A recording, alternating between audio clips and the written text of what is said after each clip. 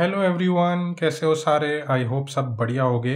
तो जैसा कि आपको पता है कि हम कर चुके हैं 29 क्वेश्चन अपनी 30 क्वेश्चन की इस सीरीज में। क्या नाम है अपनी सीरीज का? 30 डेज ऑफ जावास्क्रिप्ट, जिसमें हमने इन डेप्थ 30 क्वेश्चंस कवर किए हैं। ऑलमोस्ट सभी इंपॉर्टेंट टॉपिक्स जैसे closures, array transformation, function transformation, promises and time, Jason और क्लासेस। तो आई होप आपने 29 क्वेश्चन ऑलरेडी देख लिए होंगे।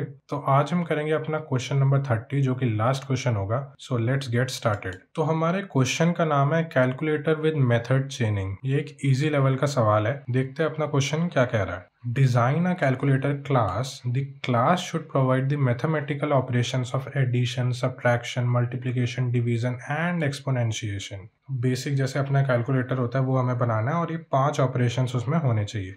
It should also allow consecutive operations to be performed using method chaining। तो method chaining क्या होता है पहले भी हम एक बार देख चुके हैं, लेकिन मैं फिर से इसमें डिस्कस करूंगा। The calculator class constructor should always accept a number which serves as an initial value of result। फिर हमें बता रखा है ये कुछ मेथड्स होने चाहिए जो कि हमारी क्लास में होने चाहिए। Add, subtract, multiply, divide, power और गेट रिजल्ट। अब ऐड दो नंबर्स को ऐड करेगा, सब्ट्रैक्ट पता ही है आपको, मल्टीप्लाई भी पता है, डिवाइड भी हमें पता है कि डिवाइड करेगा। लेकिन इसमें एक चीज हमें जो ध्यान रखनी है, if the past value is 0 an error division bye 0 is not allowed should be thrown. तो ये एक एरर भी हमें हैंडल करना है। पावर हमें पता है एक्सपोनेंट, जैसे 2 की पावर 3 क्या होगी 8। और लास्ट में गेट रिजल्ट, जो कि क्या करेगा, this method returns the result. तो यानी एक रिजल्ट हमें बनाना भी पड़ेगा अपने कंस्ट्रक्टर में। ऑल्सो हमें नीचे मेंशन किया गया solutions with 10 to the power -5 of the actual results are considered correct. कुछ एग्जांपल्स भी नीचे दिए गए हैं, वो भी देख लेते हैं। जैसे एग्जांपल 1 में हमें एक एरे पास किया गया है 10, 5 और 7।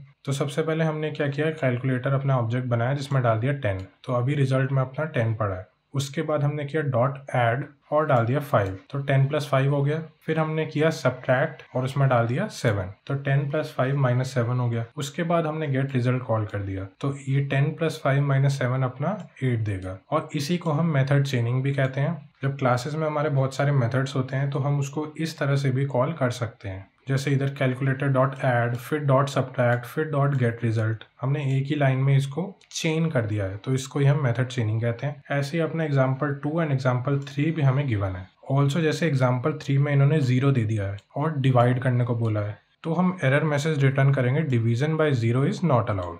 तो मैं चाहूंगा एक बार आप इस क्वेश्चन को खुद ट्राई करें, ये इजी है और क्लासेस की मदद से हमें बोला है करने के लिए। प्रोटोटाइप मेथड से भी कर सकते हैं, लेकिन इधर हम क्लासेस से ही करेंगे।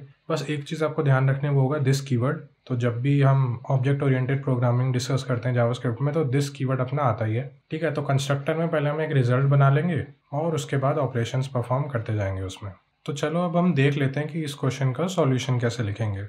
तो सबसे पहले हम अपने कंस्ट्रक्टर में एक रिजल्ट नाम का वेरिएबल बनाएंगे। तो मैं इधर लिखूंगा दिस डॉट रिजल्ट और उसमें मैं डाल दूंगा वैल्यू। लेट से अपनी वैल्यू स्टार्टिंग में 0 है, तो हमने रिजल्ट में अभी 0 रख दिया। और दिस कीवर्ड क्या करेगा, दिस मतलब ये जो क्लास है कैलकुलेटर, उसका ऑब्जेक्ट या फिर इंस्टेंस, उसका रिजल्ट। और लास्ट में भी हमने यही रिटर्न करना है। तो लास्ट में जो अपना मेथड है गेट रिजल्ट, उधर मैं डायरेक्टली लिख सकता हूँ रिटर्न दिस डॉट रिजल्ट। तो अब हम बीच के मेथड्स भी देख लेते हैं कैसे लिखेंगे। तो ऐड में हम क्या करेंगे, this dot result plus is equal to value, और रिटर्न में इधर करूंगा दिस। अब मैंने इधर दिस डॉट रिजल्ट रिटर्न नहीं करा है, खाली रिटर्न दिस करा है। ये क्यों किया है, अपनी मेथड चेनिंग को अचीव करने के लिए। अगर हम दिस डॉट रिजल्ट इधर रिटर्न कर देंगे, तो हम जैसे इधर एग्जाम्पल में हमें दे रखा है calculator dot add dot subtract, ये जो चेनिंग है इसको हम अचीव नहीं कर पाएंगे। इसलिए मैंने इधर खाली रिटर्न दिस करा है, क्योंकि ये रिजल्ट अभी रिटर्न नहीं कर रहा है, अभी सिर्फ जो वैल्यू होगी अपनी रिजल्ट में उसको रिटर्न कर रहा है। तो रिटर्न दिस मैंने लिखा। ऐसे ही सेम चीज़ अब हम अपने सब्ट्रैक्ट, मल्टीप्लिकेशन और डिवीजन में भी करेंगे। तो सब्ट्रैक्ट में मैं इधर कर देता हूँ माइनस, ऐसे ही मल्टीप्लाई, और इसमें भी मैं अपना मल्टीप्लाई कर देता हूँ। ऐसे ही अपना डिवाइड हो जाएगा, इसमें मैं कर देता हूँ डिवाइड, और ऐसे ही अपना पावर भी हो जाएगा। तो पावर के लिए हम जो 2 बार अपना मल्टीप्लिकेशन वाला सिंबल है या फिर स्टार है उसको हम लगाते हैं, तो ये पावर कैलकुलेट कर देता है जावास्क्रिप्ट के अंदर। तो डिवीजन में हमें एक एरर भी मिल सकता है कि अगर अपना डिनोमिनेटर 0 है तो डिवाइड नहीं हो सकता है, तो है ना, उसको भी हम हैंडल कर लेंगे अपनी इफ कंडीशन की मदद से। तो मैं लिखूंगा if value is strictly equal to 0 throw new error, और ये एरर हमें अपने क्वेश्चन में गिवन था। तो आई होप ये क्वेश्चन हो गया है। एक बार इसको रन करके देख लेते हैं।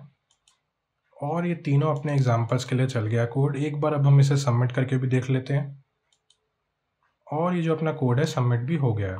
तो बस इसमें एक दो चीज़ें आपको ध्यान रखनी है। पहला कि रिटर्न हमें दिस करना है अगर हमें मेथड चेनिंग को अचीव करना है। सेकंड चीज़, ये जो डिवीज़न की कंडीशन है, इसमें इस क्वेश्चन में तो इन्होंने बता दिया था, लेकिन ये कंडीशन हमें अपने हर प्रोजेक्ट या हर क्वेश्चन में चेक करनी होगी। जब भी डिवाइड होगा तो उसमें जो डिनोमिनेटर है वो 0 नहीं होना चाहिए। तो ईजी सा सवाल था ये, आई होप आपसे भी हो गया होगा। बस ये रिटर्न दिस वाली जो चीज़ थी वो थोड़ी नई थी। तो इसी के साथ हमने अपने 30 डेज ऑफ जावास्क्रिप्ट वाली जो सीरीज़ है वो कर लिया कंप्लीट। आई होप आपको मज़ा आया होगा इस सीरीज़ में। बहुत कुछ नए कॉन्सेप्ट्स जानने को मिले होंगे। बहुत ही इन डेप्थ हमने कवर किया एक एक क्वेश्चन। कॉन्सेप्ट्स जैसे प्रोमिसेस एंड टाइम, क्लोजर्स, ये हमने बहुत डेप्थ में डिस्कस करे हैं विद एग्जांपल्स। तो अगर आपने अभी तक नहीं देखा है तो मैं चाहूँगा स्टार्टिंग से आप देख कर आएँ वीडियोस, तब आपको पता चलेगा कि कितनी मज़ेदार हमने सीरीज़ बनाई है। बाकी इसके बाद आप कौन सी सीरीज़ चाहते हैं उसको कमेंट्स में बताना ज़रूर। एंड अगर आपको कोई डाउट हो तो भी आप कमेंट सेक्शन में पूछ सकते हैं। तो अब हम मिलते हैं अपनी अगली वीडियो में किसी नए टॉपिक के साथ। तब तक के लिए गुड बाय।